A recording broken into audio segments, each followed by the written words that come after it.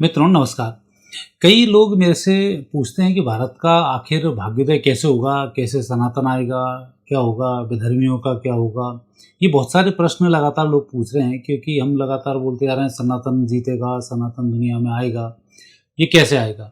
क्योंकि भारत के विपक्ष को देखते हैं तो विपक्ष की स्थिति कुछ यहाँ बहुत स्थिति अच्छी है ही नहीं। वो लगातार कुछ नेगेटिव चले जा रहे हैं। कॉकरोच पार्टी जैसी पार्टियाँ यहाँ पर आके खड़ी हो गई हैं। जेएनजी के नाम पे अपराधी तत्वों को आगे निकाला जा रहा है। अपराध के माध्यम से देश को नुकसान पहुँचाया जा रहा है। नाना प्रकार की बातें आप लोग ने प्रश्न के रूप में मेरे से पूछी हैं। इनके उत्तर में मैं आपको बताना चाहता हूँ कि भारत की जो कुंडली है, इसमें अभी जो मंगल की महादशा चल रही है, ये मंगल की महादशा भारत के सभी प्रकार के रूपों को लेते हुए एक भारत का शांति का रूप लेगी, एक भारत का उग्र रूप भी लेगी। यहाँ के जेएनजी या युवा क्या चाहते हैं, क्योंकि हम बात युवाओं की इसलिए भी करेंगे कि मंगल का उनसे संबंध होता है और इस प्रकार से चलते हुए देश कैसे पूरी दुनिया में राज करने की स्थिति में आ जाएगा। यदि हम बात करें, सबसे पहले हम सत्ता पक्ष की बात करते हैं। तो सत्ता पक्ष की स्थिति इस देश में जो चल रही है मंगल की महादशा में, सत्ता पक्ष आप जिस तरीके से आपने देखा कि धीमे धीमे करके पूर्ण बहुमत में नहीं होने के बावजूद भी अब बहुमत में आता चला जा रहा है। तो ये कोई ऐसे नहीं होता है। ठीक है, आप मान लो सांसद खरीद लिए, ईडी भेज दी, वो कर दिया, सारे काम कर करा के उनने अपने पास इकट्ठे कर लिए, लेकिन देश में कुछ ना कुछ तो बेहतर होना है। तो एक तो स्थिति है कि ये इकट्ठे हो गए। अब दूसरा है कि यहाँ पर जितने भी मुद्दे चल रहे हैं उस पर सरकार बहुत अच्छी तरीके से अपने काम को अंजाम दे रही है, विपरीत परिस्थिति के बाद भी। कोई व्यक्ति आरोप नहीं लगा सकता कि सरकार ने जाति की, क्योंकि वो खुद ही अल्पसंख्यक में थे। तो धीमे धीमे जुड़ते जुड़ते कुनबा तैयार हुआ, काम उनका शुरू हो चुका है। यदि हम विपक्ष की बात करते हैं तो यहाँ पर विपक्ष में लगातार फूट का डलना, विपक्ष का लगातार टूटना, ये संकेत दे रहा है कि विपक्ष की दिशा बहुत सही नहीं थी। तभी तो जनता ने इनके लिए ठिकाने लगा दिया। विपक्ष के मूल बात करें तो कांग्रेस की सबसे बड़ा विपक्ष। दूसरे विपक्ष की बात यदि हम करते हैं तो ममता बनर्जी की। एक थी मायावती जी, तो वो भी ठंडी हुई। फिर एक विपक्ष में जिसको की जनता ने सबक सिखा दिया, वो खुद केजरीवाल थे, तो वो भी यहाँ से निपट गए। अब एक विपक्ष का हिस्सा और बना है, वो बचे हैं अखिलेश यादव जी। तो आने वाले समय में अखिलेश यादव जी की परीक्षा यहाँ पर होने वाली है। तो कुल मिलाकर जब विपक्ष विहीन हो जाए संसद, या विपक्ष दिशाहीन होकर संसद को ना चलने दे, तब कुदरतन फिर कुछ नए फैसले होते हैं, वो भारत के साथ हो रहे हैं। वो हो रहे हैं जेएनजी के माध्यम से, क्योंकि मंगल है, युवा उठेंगे, युवा अपनी बात करेंगे। एक अभी आपने आंदोलन देखा, ये जो जेएनजी आंदोलन था, ये अपराध की भेंट चढ़ गया। सारे अपराधी, कितने सारे अपराधी इसमें पकड़ाए। उस अपराध में बहुत सारे ऐसे लोग थे जो सजा याफ्ता थे, कई ऐसे लोग थे जो जिनके ऊपर के नाम रखे हुए थे, ऐसे लोग भी इसमें आए और हमारे विपक्ष ने बखूबी उनका साथ दिया। मतलब आज आपको राष्ट्र हित की बात करना चाहिए थी, तो राष्ट्र हित की बात तो नहीं हुई, अपितु राष्ट्र के द्रोहियों को बचाने का इन्होंने यहाँ पर काम किया। तो जब आप ऐसे काम करोगे तो कुदरत फिर कुछ ना कुछ करेगी। सरकार हाथ पर हाथ रखे बैठी है, क्योंकि जब सरकार को समझना चाहिए कि जो नेगेटिव व्यक्ति था उसको बाहर करना था, तो सरकार वहाँ अपने आप को अड़ियल समझकर और इन लोगों की आवाज़ को दबा रही थी। तभी कुदरतन एक नए जेएनजीओ का उदय होता है और वो सरकार के अहंकार को तोड़ने में कोई कसर नहीं छोड़ते हैं। और आखिर सरकार का अहंकार थोड़ा सा तो टूटा, पूरा नहीं टूटा जितना उनका टूटना चाहिए था। जिस मुद्दे पर बात होनी थी, जिस मुद्दे पर कुदरत ने व्यवस्था की थी, उसकी तभी चर्चा नहीं हुई है। वही आंदोलन जो सवर्ण के खिलाफ इन्होंने यूजीसी जो उन्होंने कानून लागू किया है, इस कानून की भेंट चढ़े हैं। और ऐसे बहुत सारे काम हैं जो लगातार ये अपनी मनगढ़ंती और अड़ियलपन के कारण कर रहे हैं।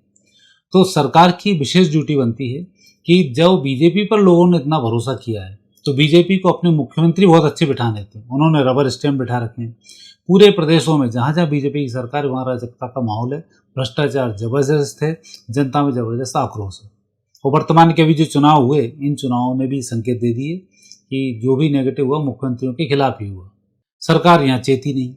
अब जेएनजी का दूसरा एक प्रयोग होने जा रहा है। वो प्रयोग होगा कि अभी ये जनता से बातें करेंगे, लोगों से बातें करेंगे, जो जो बातें इनके सामने आएंगी उसको ये उठाना शुरू करेंगे, और हड़ताल के माध्यम से। और जब हड़ताल करेंगे तो फिर वही अमेरिका की डीप स्टेट फिर इसमें काम करना शुरू कर देगी। आप देखो, एक जेएनजी का आंदोलन एक हुआ था जंतर मंतर पर। यहाँ पर कौन खाना भेज रहा है, कौन क्या कर रहा है, बड़ा विधिवत तरीके से काम चलता रहा। और एक जो जेन जी का भी जो आंदोलन चल रहा है झारखंड में, इसमें भी आप देख रहे हो यहाँ लोगों को खाना नहीं मिल रहा है, जबकि यहाँ पर कहीं पाकिस्तान से, कहीं बांग्लादेश से, कहीं अमेरिका से लोग उनको बुक कर रहे थे तो खाना सामान भेज रहे थे। तो ये ओरिजिनल जेन जी का आंदोलन है और वो अपराध मिश्रित जेन जी का आंदोलन था। तो आने वाले समय में इस प्रकार के जो आंदोलन है ये होंगे और सरकार को यहाँ पर जागना पड़ेगा।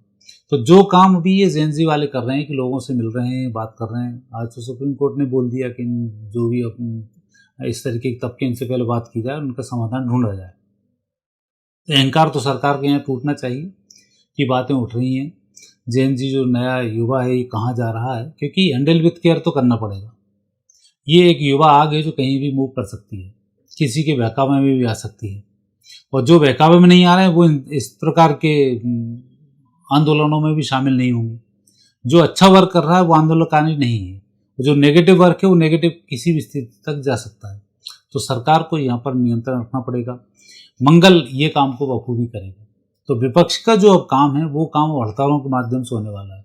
और अभी आपने देखा जेन जी का आंदोलन था, राहुल गांधी ने लेने की कोशिश की, मात खा गए, प्रधानमंत्री के पास पहुंच गए, उनके बंगले के पास पहुंच गए, अल्टीमेटम को नुकसान उठाना पड़ा। आग लगाने के लिए केजरीवाल जी कूद पड़े, क्योंकि अभी तूने पंजाब का चुनाव दिख रहा, पंजाब में और सरकार गई तो ये किसी काम के नहीं बचेंगे, तो इनका दाना पानी भी बंद हो जाएगा। तो उनकी एक मजबूरी है कि जरा लगातार मोदी को नेगेटिव बका जाए, गालियाँ बकी जाए। उन्हें लग रहा है जितनी गाली बकेंगे उतने हम हिट होंगे। तो हिट तो हो जाओगे, ये तो सही बात है कि एक देश में हिट होना, लगातार पेपरों में छाए रहना, ये आपका कारण होता है। लेकिन जनता भी जाग चुकी है। केजरीवाल सीएम रहते हुए क्यों आ रहे? यदि जागे नहीं हो तो सीएम रहते हुए कोई हारता है क्या? अभी भी जो 3-4 सीएम हैं इनके जो बीजेपी के हैं, वो सीएम हारने वाले हैं चुनाव में, आगे जीतेंगे नहीं वो, क्योंकि अब स्थिति जनता अब नेगेटिव है तो नेगेटिव है, आप उसको रोक नहीं सकते। तो आने वाला जो समय है भारत की राजनीति में एक स्वर्णिम समय शुरू हो रहा है। इस स्वर्णिम समय में विपक्ष के रूप में जनता खुद ही खड़ी होगी, इन विपक्षियों पर भरोसा नहीं करेगी जो विपक्ष में संसद में बैठे हुए हैं, क्योंकि ना तो इनको बात करने का तमीज़ है, ना इस संसद को चलने देना चाहते हैं। अंदर इनके खिलाफ भी एक आक्रोश खड़ा हो चुका है। व्यक्तिगत कई सारी ऐसी बातें होती हैं जो कि विपक्ष के सांसदों के द्वारा जनता के लिए उठाई जाती हैं। हड़ताल करते रहो, बातें नहीं आई तो उसमें फिर सबसे बड़ा नुकसान होता है। सत्ता पक्ष क्या चाहता है, सत्ता पक्ष को सुनो, सत्ता पक्ष में जो भी उनके चेंजेस हैं उसमें सहयोग देना सहयोग दो, नहीं देना उनका विरोध करो, या जो वो चाहते हैं उसमें संशोधन कराओ, कैसे क्या कर सकते हैं, उससे राष्ट्र निर्माण बहुत जल्दी होता है। लेकिन ये हो रहा है थोड़ा सा नेगेटिव, क्योंकि सत्ता पक्ष को हर बात ऐसी लगती है कि सब बातें विपक्ष की नकारात्मक हैं, उनकी जितनी भी पक्ष की बातें सब नकारात्मक, तो विपक्ष उन बातों को नकारात्मक ले जाता है। जबकि महिलाओं का आरक्षण बहुत पॉजिटिव है, परिसीमन बहुत पॉजिटिव है, इसका विरोध क्यों करना सिर्फ इसलिए कि 1947 में भारत को गुलाम बनाने के लिए जो कानून बनाने की कांग्रेस से व्यवस्था कराई थी वो व्यवस्थाएं भंग हो रही हैं। भारत अब गुलामी से बाहर आ रहा है, सनातन की व्यवस्थाएं हो रही हैं, इसलिए ये लोग घबराए हुए हैं जो इन्होंने व्यवस्थाएं दी थी। और बचा कुचा इनकी पार्टी में जितने लोग हैं, मजबूरी है कि यदि इस परिवार के हमने चरण चुम्बन नहीं किया तो आने वाले समय में हमारा कोई भविष्य नहीं रहेगा, तो इसलिए वो विरोध भी नहीं कर पाते हैं। सेम स्थिति सत्ता पक्ष में भी है कि उनने भी यदि ऐसा नहीं किया तो वो भी दिक्कत है। तो यह दोनों ही, सत्ता पक्ष के लोग, विपक्ष के लोग चाहते हैं कुछ चेंजेस करना, दोनों ही नहीं कर पा रहे हैं, परिस्थितियाँ कुछ ऐसी बन रही हैं। तो ऐसे समय में फिर कॉकरोच पार्टी टाइप के लोग, जेन जी टाइप के लोग, इनका जन्म होगा और ये अपनी बातें रखेंगे। इनको सबसे पहले इनकी बातों को पकड़ के क्या क्या बातें होंगी उन पर ही लगातार सरकार को प्रयास कर लेना चाहिए, और सरकार करेगी, क्योंकि उनको समझ में आ गया है कि एक बार अभी जिस तरीके से भद पिटी है तो ये छोटी मोटी नहीं है। क्या पूरी दुनिया के लेवल पर जो मोदी का नाम चल रहा था उसमें कहीं ना कहीं भट्टा तो लगा है कि ऐसे लोगों पर भरोसा करना, ऐसे लोगों को चिपका के बिठाना। अभी तो प्रदेशों में और चुनाव होंगे, अभी मध्यवर्ती जो चुनाव होंगे सब में निपटेंगे। अभी राजस्थान का नहीं हो वहाँ निपटेंगे, महाराष्ट्र के नहीं हो वहाँ निपटेंगे। अभी खुराकें मिलना बाकी है ताकि इनको मालूम पड़ जाए कि इन्होंने जो यहाँ पर सिपह सलाहकार इनके चाटुकार बिठा रखे हैं हेड बनाकर, वो किस तरीके से भ्रष्टाचार कर रहे हैं और क्या क्या यहाँ स्थिति हो रही है, ये सब चीज़ें सामने आएंगी। तो देश अभी बदल रहा है, मंगल की महादशा पूरा बदल के रखेगी और नई संस्कृति का उदय करके रखेगी। जो नई संस्कृति होगी वो सनातन संस्कृति होगी। अभी जितनी भी बातें होंगी, चाहे कोई किसी भी धर्म का हो, कहीं का भी हो, बात करेगा तो बात घूम फिर कर सनातन पर पहुंचेगी, क्योंकि बाकी धर्म संप्रदाय को तो देख लिया कि उनके यहाँ क्या क्या है, जहाँ उनकी बाहुल्य वाले देश हैं वहीं वो कुछ नहीं कर पाते। तो स्थिति लगातार नकारात्मक उनके खिलाफ होती जा रही है और सकारात्मकता का एक माहौल अब मंगल में तैयार होता जा रहा है, चाहे अराजकता के माध्यम से हो, चाहे डंडे के माध्यम से हो, चाहे शांति के माध्यम से हो। और मंगल यही सब काम करता है, साम दाम दंड भेद मंगल का काम है और वो ऐसे सारे काम कर देता है। तो कुल मिलाकर भारत में अभी जो है मंगलों में सब युवा आएंगे, युवा अपनी अपनी बातों को रखेंगे और पक्ष को मनवाने में सफल भी हो जाएंगे।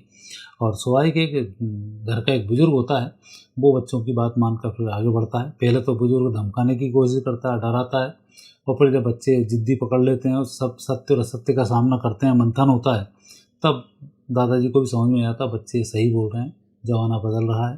तो दादाजी को भी समझ में आएगा और वो बच्चों की बातों को मानेंगे और नए परिवार का उदय होगा और पूरी दुनिया, पूरी धरती में एक सनातन की नई लहर आने वाली है और उसकी आहट अब भारत से आ चुकी है।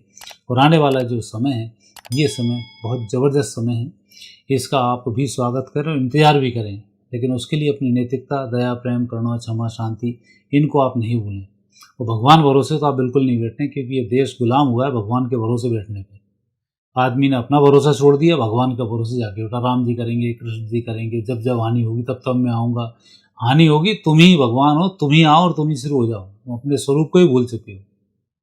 हानि होने से पहले हम एक्टिव होंगे तब तो हानि होगी। हम ही पड़े रहेंगे तो हानि होती रहेगी। भगवान आएंगे तो भी हानि होगी, वो भी कुछ नहीं कर पाएंगे। तो इसलिए कि अपने आप को जागृत करने का समय, भगवान भरोसे बैठने का समय नहीं है। भगवान भरोसे सिर्फ इतना बैठो तेरी कृपा बनी रहे। बाकी क्या सोचो कि वो आएगा, मारेगा, जाएगा, तो वो तो शिकारी वाली बात हो गई। सब तोते चिल्लाते हैं, शिकारी आता है, जाल फैलाता है, जाल में फंसना नहीं चाहिए, सब फंसे चले जा रहे हैं। तो उस चीज़ से आपको बाहर निकलना होगा। यथार्थ में आप आएँ, सत्य का आप सामना करें। जो स्थिति आपसे सुधर सकती है उसको आप सुधारने का प्रयास करें। किसी भगवान के भरोसे आप ना बैठें तो ही बेहतर होगा। और यही सनातन का मूल मंत्र भी है। इसलिए कहा जाता है हम ब्रह्मास्मि, खुद के दीपक खुद बनो। तो ये जो सूक्ति हैं ये यूं ही नहीं दी गई हैं, और ये मंगल की महादशा में, ये मैं तो बोल रहा हूँ, मंगल खुद सब सिखा देगा आपको। तो आने वाले समय में आप ये सब सीख जाएंगे। और जब से मंगल की महादशा प्रारंभ हुई है 2024 से, तो आपके अंदर जागृति आनी शुरू हो चुकी है और 31 तक आप पूर्ण जागृत हो जाएंगे। और 31 के बाद नए भारत का उदय होगा, जिसमें सनातन महत्वपूर्ण होगा। तो मित्रों, आज इतना ही। आगे फिर नए विषय के साथ आपसे भेंट होगी। आगे दीजिए, नमस्कार।